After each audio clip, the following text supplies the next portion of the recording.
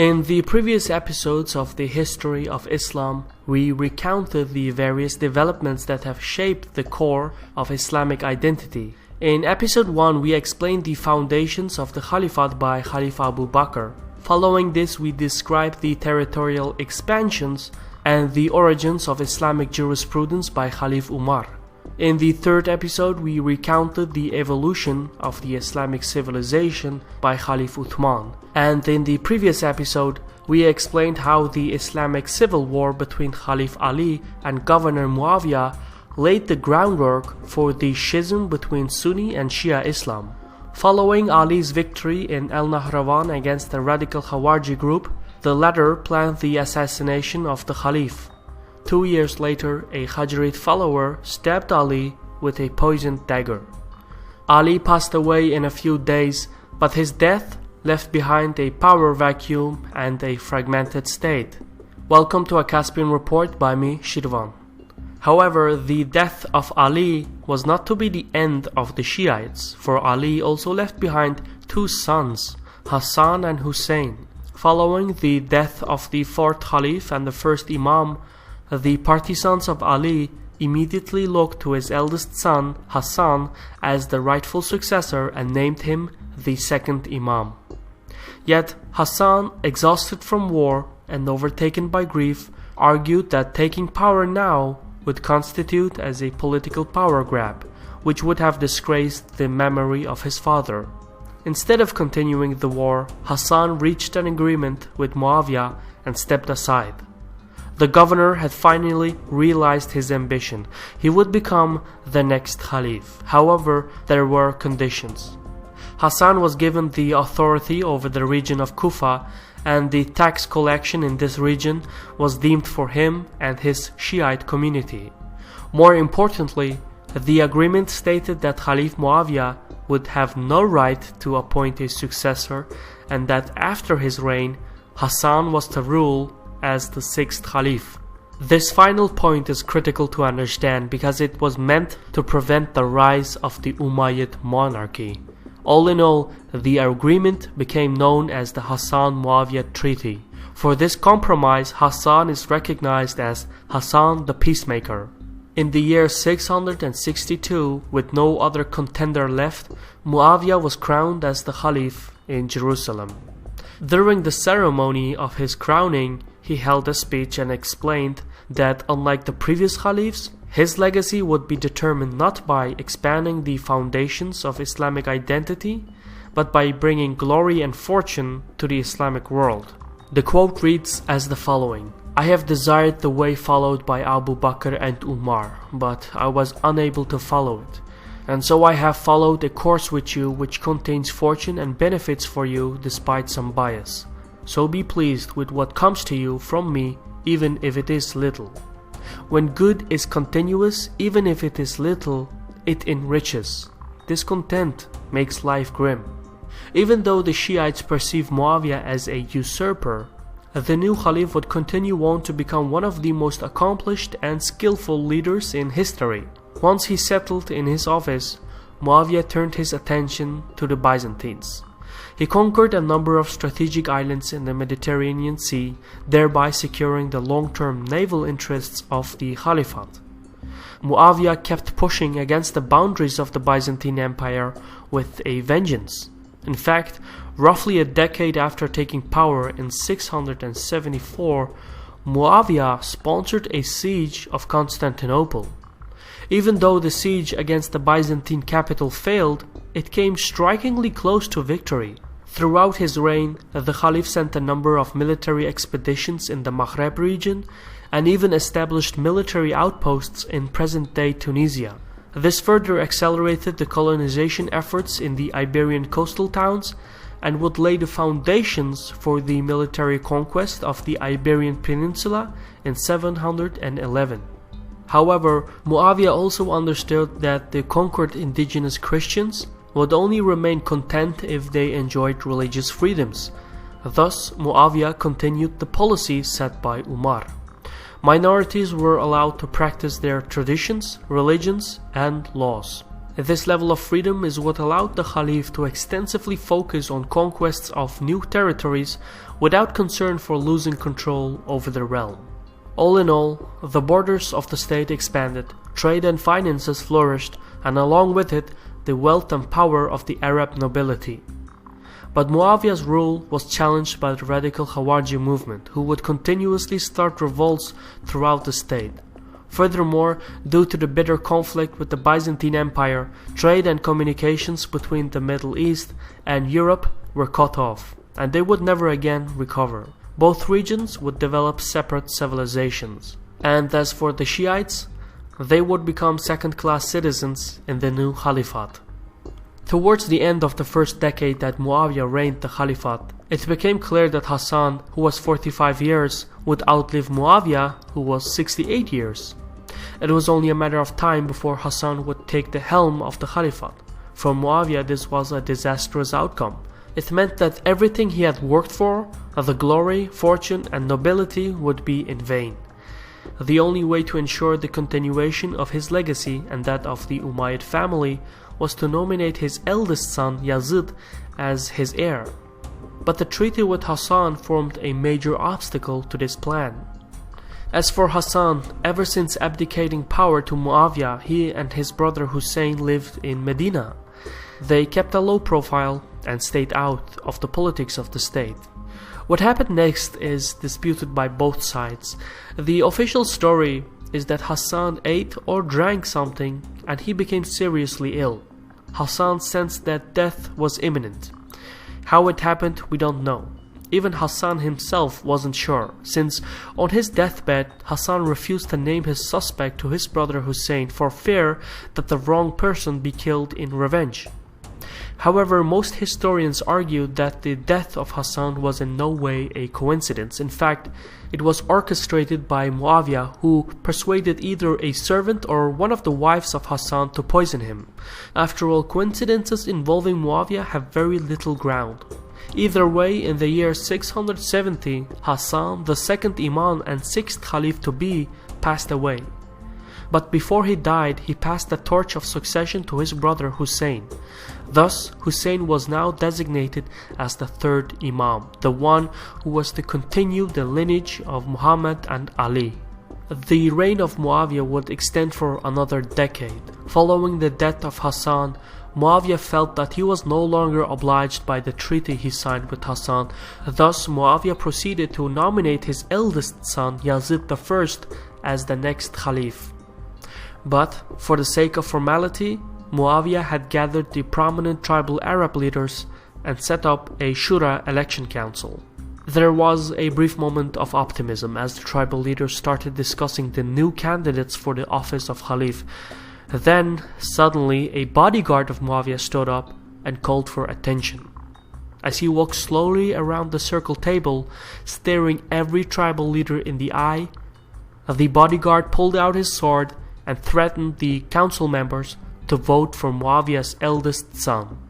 The ploy worked.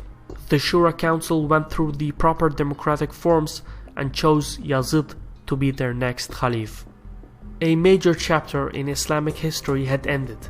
The Shura Council would never again be summoned, and the brief social experiment with democracy gave way to dynastic succession. Muawiyah would be succeeded by his son Yazid, who in turn would be succeeded by his son, and so the inheritance would continue on by the Umayyad family. In every practical sense, Muawiyah's rise to power was the death of the Islamic Caliphate and the birth of the Islamic Empire. On his deathbed in 680, Muawiyah held a conversation with his son in which he warned Yazid against mistreating Husayn. It reads as the following: "As for Husayn, what can I tell you concerning him? Be careful not to confront him except in a good way. Extend to him a free hand, and let him roam the earth as he pleases. Do not harm him, yet show him the thunder and lightning. Never confront him with the weapons of war, but rather bestow on him generous gifts. Give him a place of honor near you, and treat him with due reverence. Be careful, O my son, that you do not meet God with his blood, lest you be amongst those that will perish. When Yazid succeeded his father, the first thing he did was to ask all the governors to take an oath of allegiance to him. Every governor from every corner of the Caliphate pledged his allegiance to the sixth Caliph and showered him with gifts. However, Yazid's only concern was the fealty of Husayn, who had refused to bend the knee. Yazid, who was a military man and fought in many battles during the conquests of his father, was a man described as strong, capable, and brave. But he was also a man who was harsh, ruthless even, and he drank. He was the kind of man who perceived the very existence of Husayn as a threat to his reign. Husayn, who still lived in Medina, soon learned of an assassination attempt on his life sponsored by the Caliph. Now, Husayn had enough. He left Medina to seek safety in Mecca. Once he arrived in his destination, Husayn openly declared that the appointment of Yazid as the Caliph was against the teachings of Islam and that he was going to challenge Yazid. A number of top figures approached Husayn and pledged their fealties to him. Furthermore, Husayn received letters from Kufa where the local people were asking for his support against the Umayyads. According to the initial letters, about 18,000 men from Kufa had already pledged their allegiance to Husayn and asked him to visit Kufa. It became apparent that many people considered Husayn as the legitimate successor. There was only one way to be sure. The third Imam gathered his family, friends, and followers, and with a company of roughly 70 to 150 people set out for Kufa. Even at the time it seemed like a David and Goliath story. Husayn, who had no troops, set out on a quest to overthrow the mighty tyrant. It is hard to imagine what the plan was. It may seem as if Husayn intended to start a firestorm of revolt by inspiring the local tribes to join him, but just before he left for Kufa, Husayn gave a final sermon. He said that if he, the son of Ali and the grandson of Muhammad, could not stand up to tyranny, then who would? He continued and mentioned how he was sure to be slain. It reads as the following: "The death is a certainty for mankind, just like the trace of necklace on the neck of young girls. And I am enamored of my ancestors like the eagerness of Jacob to Joseph. Everyone who is going to devote his blood for our sake and is prepared to meet Allah must depart with us." In a sense, it was more of a farewell speech. For this reason, Husayn's journey to Kufa was not so much a quest to overthrow the Umayyads, but rather a symbolic sacrifice to humankind. Despite all the advice against traveling to Kufa, Husayn set forth. When the Caliph caught news of this development, he gave the order to crush Husayn and his followers. On their way to Kufa, which was only 2 days away, Husayn's company encountered the Kufan army, who had pleaded for Husayn's visit earlier. Now, however, they had changed their allegiances and opposed Husayn. The army urged Husayn to take a different road to Kufa, and so he did. A few days later, in the desert south of Karbala, another Kufan army intercepted and this time trapped Husayn's company. The climate was hot and dry. Husayn's company was within smelling distance of the Euphrates River, but roughly 5,000 horsemen blockaded the river, so they had no water supply. This stalemate lasted for days. Several of Husayn's followers attempted to negotiate for access to water, but they were denied. Meanwhile, many of the civilians from Husayn's party had died of thirst. Then, on the night before the battle, Husayn gathered his men and told them that they faced certain death. He announced that all his followers were free to leave camp, but none left. The next morning, the Battle of Karbala commenced. The Kufan army started the offense by showering Husayn's men with arrows. Most of the soldiers of Husayn were shot or injured then. So, in order to prevent indiscriminate injuries from arrows on Husayn's encampment, which had women and children in it, Husayn sent out his fighters into single combats. One by one, they fell. Husayn himself, being a remarkable swordsman, much like his father, defeated every opponent in single combat. Then, an arrow hit his chest.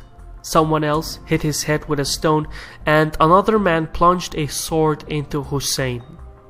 As the third Imam fell to his knees, the soldiers started looting his belongings. When the last of Husayn's band was gone, the opposing army swooped in, and to their surprise, Husayn was still breathing, praying even. He couldn't move, but he was clearly alive. As the Kufan commanders approached Husayn, someone said, "What are you waiting for? Put the man out of his misery." Then someone else hit Husayn on his head and beheaded him. His head was sent to the Caliph. The Kufan army then proceeded to loot the tents, strip the women of their belongings, and then set the encampment on fire. Anyone who survived was enslaved and brought forth the governor of Kufa. This included Husayn's only remaining son, Ali ibn Husayn. The governor sentenced him to death, but he was saved by his aunt Zainab, who was also present during the Battle of Karbala. The captives from the battle were marched to Damascus to meet the Caliph. It is during this trip to Damascus that Zainab took on the mantle of leadership. Somehow she managed to convince Caliph Yazid to release the captives and to allow them to return to Medina. On the way back, Zainab and the survivors made a stop at Karbala to mourn the death of Husayn and the others. Men and women alike, Zainab managed to inspire the survivors. She would go on and become a model of defiance, and she would play a great role in the future of the partisan movement. As for Ali ibn Husayn, the Shiites would name him the fourth Imam.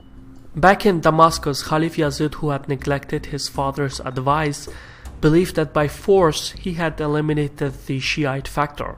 He couldn't be more wrong.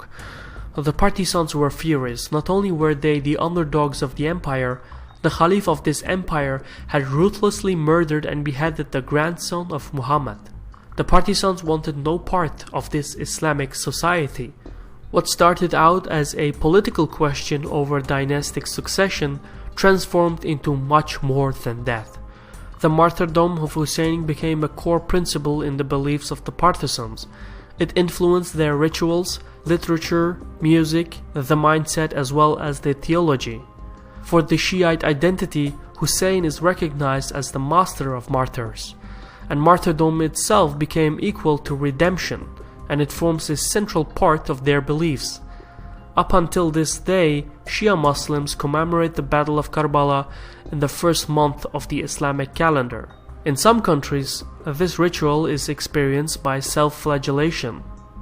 The martyrdom of Husayn ignited a firestorm throughout the empire.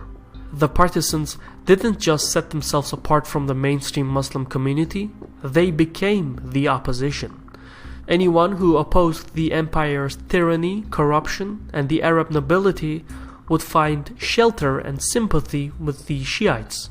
This contributed to the enormous growth of the partisan movement. Furthermore, over the century, the notion of the Shiite being the underdog would find a strong support base in the lands of ancient Persia. The Persians knew what it was like to be the underdogs in the Arab Empire, and this mutual experience of harassment and suppression would in time merge the two identities into one. As for Yazid, he would die in 3 years after becoming Caliph. He went out hunting but never returned. His remains were never found. Yazid was succeeded by his son Muawiyah II, who in turn died within a year. In the meanwhile, a number of rebellions would rise and the Umayyads entered a period of internal conflicts. 2 more civil wars were fought. The Umayyads barely came out on top. It was a complex time with many dynamic changes occurring simultaneously. So, in order to deal with the setbacks, the Umayyad rulers used the jihads to redirect the focus of warfare against their neighbors, and it worked. Over the course of the century, the Umayyad Empire conquered so much that its territories extended from the Indus River to the Iberian Peninsula. For the mainstream Muslim community, the victories at the front lines and the expansion of the state were a testimony to the divine truth of Islam. This state of perpetual war brought in enormous revenues. As a result, lavish buildings were constructed, extravagant charity projects were undertaken, public displays of splendor and glory were present in every city, and never were the taxes raised. All of these points contributed to the rapid conversions to Islam. But at the same time, this system produced a side effect. The Arab nobility grew in power and influence. Arabic became the official language of the state. The Caliphate transformed itself into an Arab empire. The freedoms that the minorities enjoyed before diminished over time. Anyone who wanted to succeed in business had to learn the Arab language and convert to Islam. Anyone who didn't oblige by these rulings would continue their lives as second-class citizens. So this too contributed to the assimilation of many indigenous people into the Arabic culture and Islam. However, one group of people in particular refused to assimilate into the mainstream culture: the Persians. Their homeland was conquered and their culture was suppressed, but the Persians remained a proud people. One other group that shared this suppressed faith were the Shiites. As explained earlier, this mutual underdog experience created a bond between ethnic Persians and the Shiites. As the power and glory of the Umayyads grew, so too did the opposition increase in size. The opposition would merge with the Shiite Persian coalition, and eventually, in the year 646, about 70 years after the death of Husayn, the situation reached a breaking point. The Abbasids from eastern Persia, who were the result of Shiites merging with the Persians, rose up in a revolution and drove off the Umayyads. A branch of the Umayyad family fled across North Africa to the Iberian Peninsula, where they established the Caliphate of Cordoba. The Abbasid dynasty, over the course of centuries, would assimilate the scientific knowledge of conquered civilizations. Ancient Greek, Roman, Persian, Indian, Chinese, and Egyptian theories on subjects such as physics, chemistry, mathematics, astronomy, philosophy, medicine, and many more were translated into Arabic and Persian. This became known as the translation movement, and it paved the way for a new class of scientific scholars known as the Mu'tazila, which in turn would set the groundwork for the Islamic Golden Age. But for all of its accomplishments, the Abbasids, which started out as a Shiite revolution, ironically ended up in suppressing the partisans even more than the Umayyads. Over the centuries, the differences between Sunni and Shia Muslims would dramatically increase. This era in history, starting from Abu Bakr and ending with Hussein, explains how Islam gradually transformed into a social political system. We can trace back the origins of Islamic jurisprudence, the rise of radical Islamic groups, and the role of women to this era in history. And unfortunately, some of the good Islamic ideas regressed over the centuries. For example, multiculturalism and tolerance for outsiders, the concept of a welfare state, and the election committee, which gives a democratic foundation to Islamic culture. In essence, this chronicle of human drama forms a central part of understanding the mindsets and identities of Sunni and Shia Muslims. In a way, both sides lost. The democratic essence of the Caliphate paved way for Muslim dynasties, and the lineage of Muhammad was lost after the 11th Imam. Neither side obtained what they had aspired for. Instead, both communities became targets for politically motivated goals. This was a Caspian Report by me, Shirvan. Thank you for bearing with me through these 5 long episodes. I hope it has been interesting as well as educational. I also want to express my gratitude to the following people for their contributions on Patreon. And if you would like to support Caspian Report in producing more original content like this, please visit our Patreon page in the description. For now, thank you for watching, take care, and Sawal.